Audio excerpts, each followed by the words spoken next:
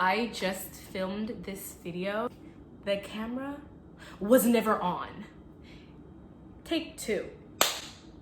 I mean, I don't regret anything. I have the tendency to be reckless and live life to the fullest, and that's not something that I am ashamed of or sad about.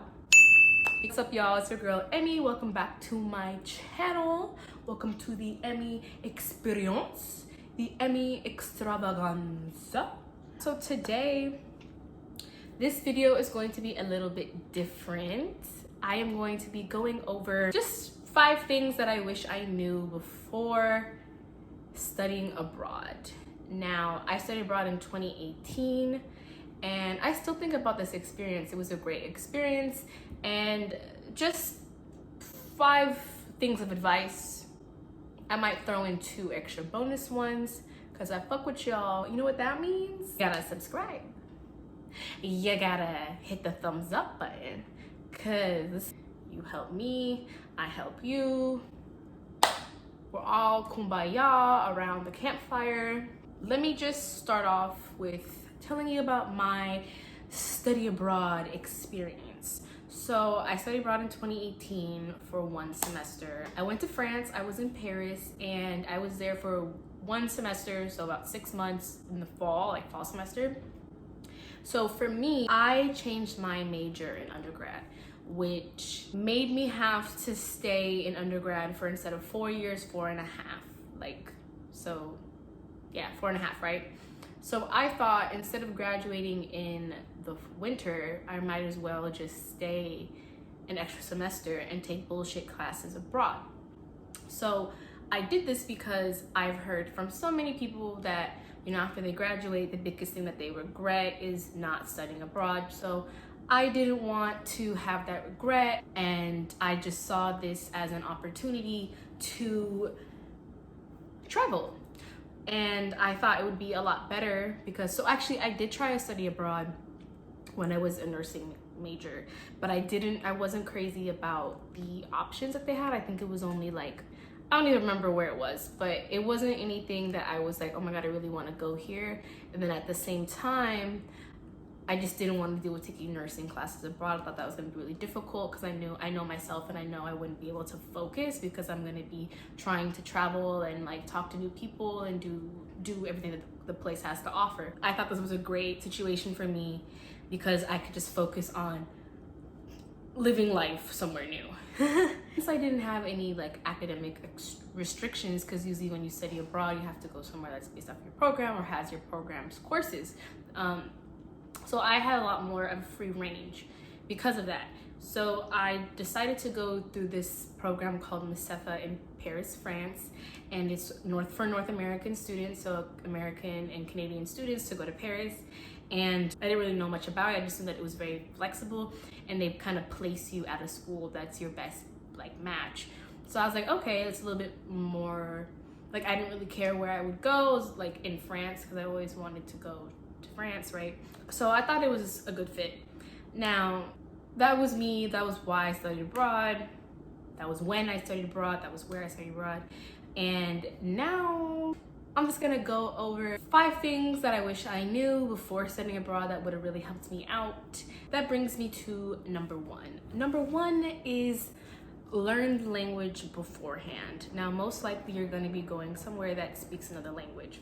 I made the mistake of, I've never been to France, so everything about French culture was a bit of a shock for me, but it wasn't really too much of a shock because it's very Americanized. The only thing that was a shock was like when I go to restaurants and they have no hot sauce. I'm like, because they don't season the food.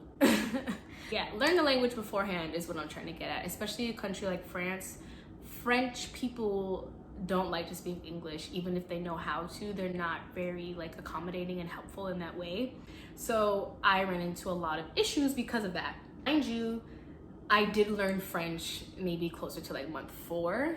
Like it was starting to click. I mainly learned like how to pay for things, like money, like numbers and stuff, and food. Your girl learned how to say things in French. One of the reasons why I didn't really learn French till month 4 is because my friends who were Americans, they knew French. So they just kind of operated as my translators. Learning another language is also beneficial when you're looking for jobs. Like having another language that you know is always a plus, right? Learning other languages is always going to be something that's going to help you out in your future. So I regret taking that opportunity of learning French. Now, really what I'm trying to get at here is go on Duolingo, go on Pimsleur. Pimsleur is more conversational based when they teach you how to learn the language. Take a class this semester before, like learn basic terms, watch shows in that language, like get familiar with basic things to say, because that will really help you out once you're there. And that's something that I regret not doing before I showed up and not putting in more effort in learning French when I was there. So trying to learn the language is tip and advice number 1. Advice number 2, don't befriend only American people or wherever country that you're from. You really won't get the same experience. So a lot of my friends were American. Yes, we're still very close. Hey friends. And I'm still close to the friends that I made abroad. It's kind of like, think about it when you travel anywhere else. You're always gonna ask the locals, like, where's a good restaurant? Where's a good place to go out? Like, where's a good place to shop? Like, they're always gonna be able to put you on to things that tourists wouldn't be able to do. So I felt like having a lot of American friends kind of put us in more touristy places, and yes, it's still nice. Yes, I want to see those things, but I'm living here and I want to get that living experience. So it wasn't until we started meeting local people that we started getting put on to like other blocks that have bars and like fun things, like very local things to do, where you're just like, we were literally the only like international people there. I really liked that because I felt like I was actually finally getting like real French culture. Don't stick to just making friends with American students or wherever you're from, because you won't get the same experience. In France, for example, there were a lot of opportunities for me to meet local French people who wanted to learn English in exchange for teaching you French. And I never did any of these things. Those were like through the school, or even like on like Facebook, like there's people who are trying to learn English, and like there's all these groups where you can like meet people at coffee shops or bars or whatever, and they'll teach you French in exchange for you teaching them English. And I never took advantage of any of these opportunities, and I regret that now, because I feel like my French would have been a lot stronger and I would have been able to meet more local people and make more friends, and just who really knows. So I didn't really start, like French didn't really start clicking for me and like remembering terms till about month 4, and that's because my friends were always able to translate for me, and it became crippling for me. And at the time I was just like okay with it, because it's just so overwhelming when everybody is speaking a language that you don't understand, and like the trains are speaking something that you don't understand, and it's like, I'm trying to live here, like I'm trying to act like I live here, but I don't really know what's going on. So yeah, take opportunities to learn language from locals and make friends with local people, I think is really important. You won't get the same experience only making friends with American people, I can tell you that. Tip number 3 is don't blow all your money right away. This is not a vacation. You're here for a long time, for the long haul. So don't spend all your money. So for me, in the first month, like just imagine just think of it like this, like you just showed up to a new country.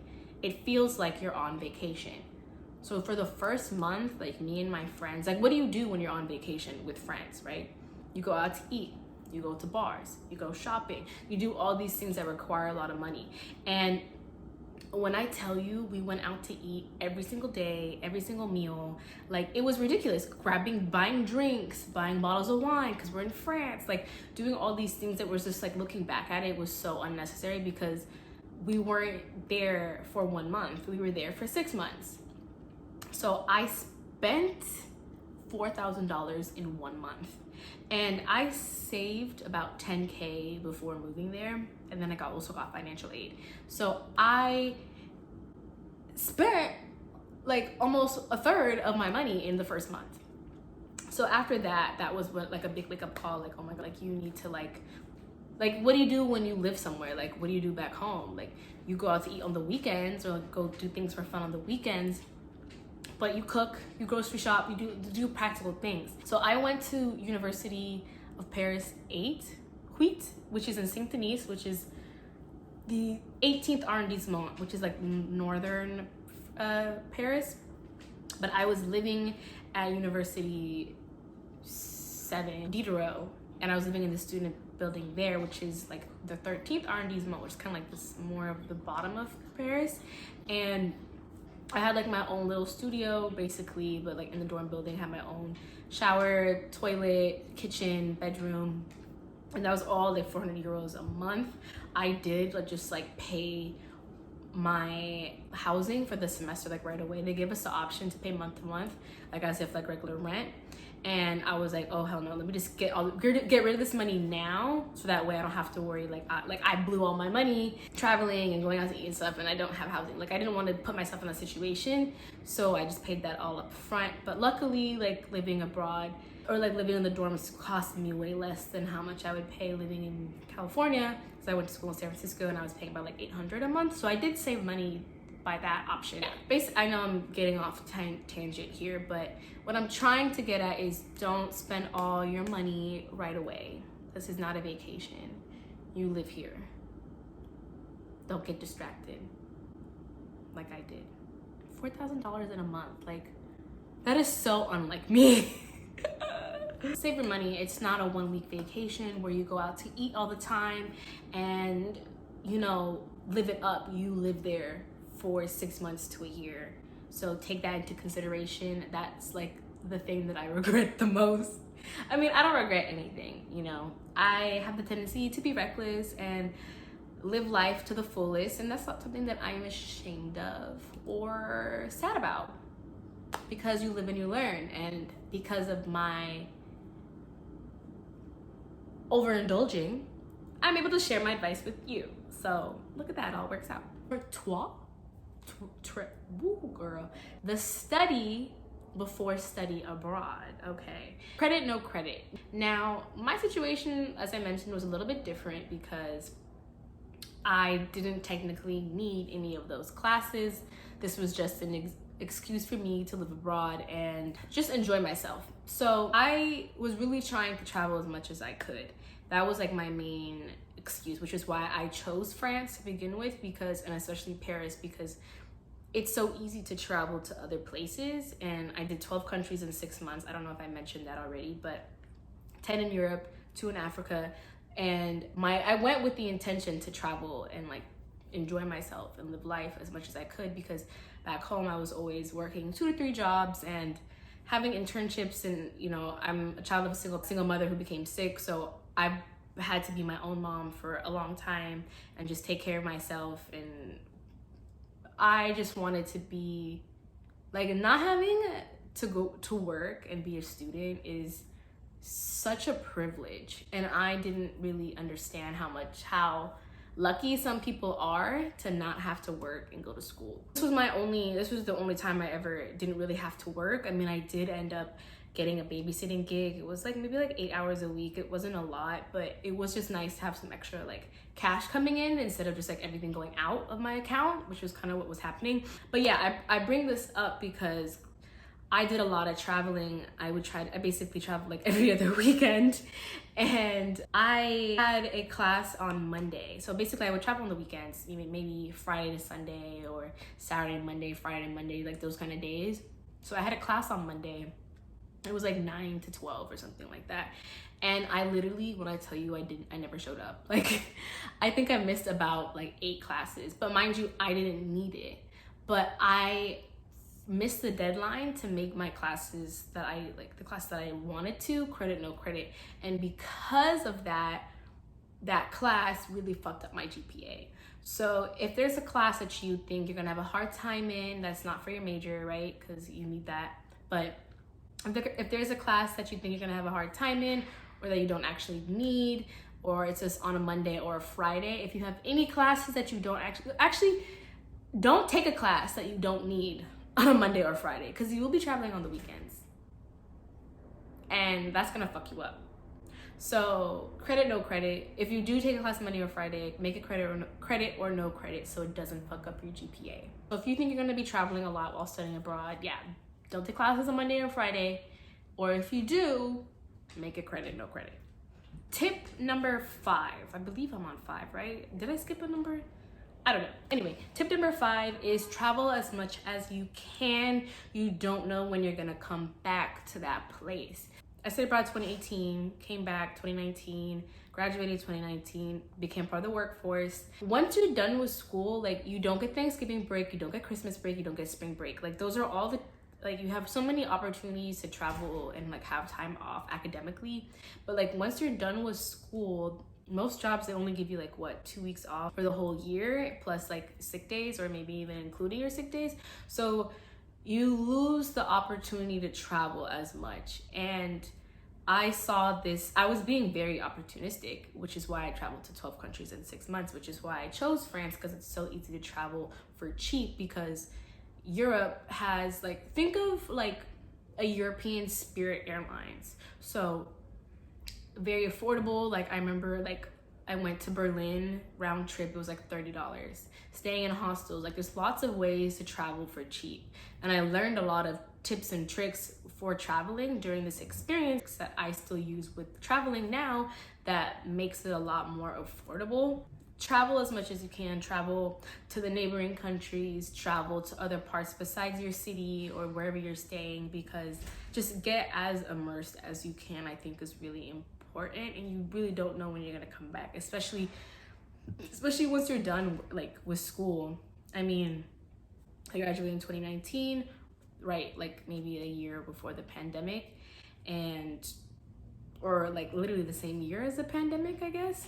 And yeah, travel to neighboring places. I remember people would ask me like, oh, you know, we're planning this trip to go here, do you want to come? Like, literally just say yes. Just be open to the experience. You're in a new place that's going to provide you the whole new world perspective, global perspective. The culture is going to be different, the foods are going to be different. You know, I never tried snails before to living there. Like, a lot of things that you normally wouldn't do, that you have to be open to, because you're in a new place. You didn't come here to do the same thing.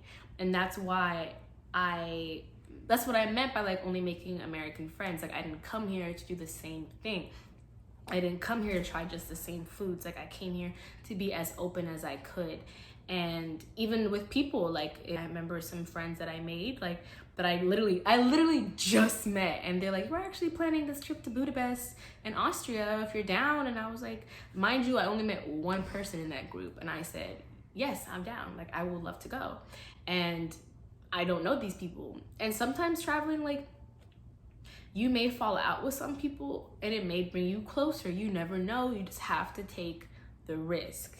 You took a risk by coming to wherever you're studying abroad anyway.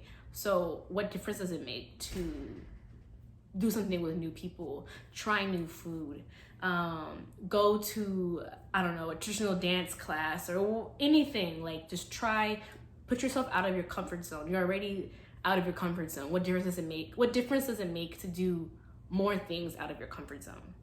That's a bonus. Just say yes. Say yes. Say yes to the dress. Say yes. And if you're watching this and you're like 50-50 on studying abroad, and you're like debating, or maybe you're worried about like, what am I gonna do with my apartment that I have now, or coming back and trying to find an apartment, like whatever you're worried about that's preventing you from studying abroad, just go for it. Because I feel like a lot of people, like, the number one thing that I hear in my own life, maybe yours as well, let me know if you relate to this down below, but people always tell me, you know, the one thing that I regret about undergrad is not studying abroad. And you hear this response so many times, and that was one of the things that really made me just want to go for it. Because when will I ever have this opportunity to live somewhere and not really have any obligation to the place? I'm not here for work. I mean, yes, you have some academic obligation, but it's very minimal compared to working or being on vacation or something like that. If you're thinking like, oh, I could just travel instead of studying abroad, it's a completely different experience, because you're living there versus being on vacation for a week. Yeah, and you get the fantasy of living there, but you don't actually learn how the trains work, or learn basic phrases on how to get by and do things like that. It's not the same, is what I'm trying to get at. Yeah, so just tip number 7 is just go. And don't be one of the other people that regret not studying abroad. But yeah, just don't let those little details, like whatever it is that's going on in your life that may like be stopping you from actually being 100% going like down for studying abroad, just don't let those details stop you, is what I'm trying to get at. That is my 7 advice, things I wish I knew before studying abroad. And if you have any questions, please let me know down below. If you want to know how I was able to travel to 12 countries, I am more than willing to make another video talking about how to travel for cheap and even how to travel across Europe. But you gotta let me know down below. That's what you want to see. Yeah. But thank you so much for watching this video and letting me relive this experience one more time, because this is the Emmy experience. So here I am sharing with you my experience, and thank you so much for watching this video. If you found it helpful, please hit the thumbs up button. Please subscribe to my channel. I am trying to grow. I am just a little guy here on the YouTube. Anyway, thanks guys, and stay golden.